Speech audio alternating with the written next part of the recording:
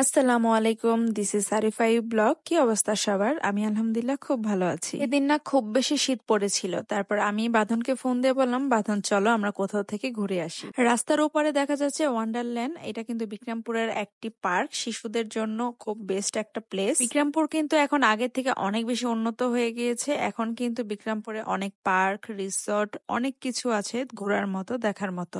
আসলে না আমরা ঘুরতে বের হয়েছি, কিন্তু আমরা কোথায় যাব আমরা নিজেরাও জানি না। তো যেতে যেতে রাস্তার পাশে দেখি একটি সুন্দর জায়গাটা কিন্তু অনেক সুন্দর ছিল, তাই ভাবলাম এখানে একটু সময় কাটাই। এটা যেহেতু একদম রাস্তার সাথে ছিল, তাই ঢাকা মাওয়া যাওয়ার পথে অনেকে দেখতে পেয়েছেন অবশ্যই এই জায়গাটি। এই জায়গাটা না দিনের বেলাও দেখতেও যেমন সুন্দর, রাতেও কিন্তু তার থেকে আরো বেশি সুন্দর, কেননা এই পানিগুলোর ভিতরে কিন্তু লাইটিং করা আছে, চারপাশে একদম লাইটিং করা থাকে, তাই এই জায়গাটা অনেক সুন্দর দেখায়। শীতকালীন সময়তে কিন্তু এমনিতেই ফুল টুল বেশি ফোটে, আর এখানেও কিন্তু অনেক সুন্দর বাগান বিলাস ছিল। আর সবচেয়ে বেশি ভালো লেগেছে আমার এই জায়গাটার পানির শব্দটা ছিল একদম ঝর্ণায় যেরকম পানি পড়ে আর শব্দ হয়, ঠিক ওই রকম। জায়গাটা না একদম পরিপাটি আর সুন্দরভাবে সাজিয়ে রেখেছে। তারপর আমি বাঁধনে থেকে জানতে পারলাম এই জায়গাটার নাম দিয়েছে স্বপ্নধারা।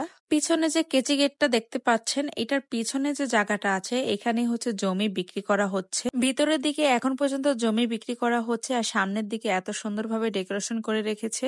এই গাড়িটা দেখে কি আপনাদের কিছু মনে পড়ছে? আমি তো দেখেই আমার মনে পড়ে গিয়েছে যে সিন্ড্রেলার কার্টুনটার মতো, ওখানে যে সিন্ড্রেলা যে গাড়িতে উঠেছিল সে গাড়িটার মতো করে সাজিয়েছে। কিছুক্ষণের মধ্যে সূর্যটা ডুবে যাবে, আর সেদিন কিন্তু প্রচুর পরিমাণে শীত ছিল।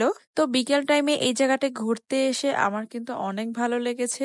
স্বপ্নধারার বাইরের অংশটাই এত সুন্দরভাবে সাজিয়েছে, আশা করি ভিতরের অংশটাও যখন সবাই বাড়িঘর করবে তখন অনেক সুন্দর হবে। তো আজকের ভিডিওটি এই পর্যন্তই। Thanks for the watching.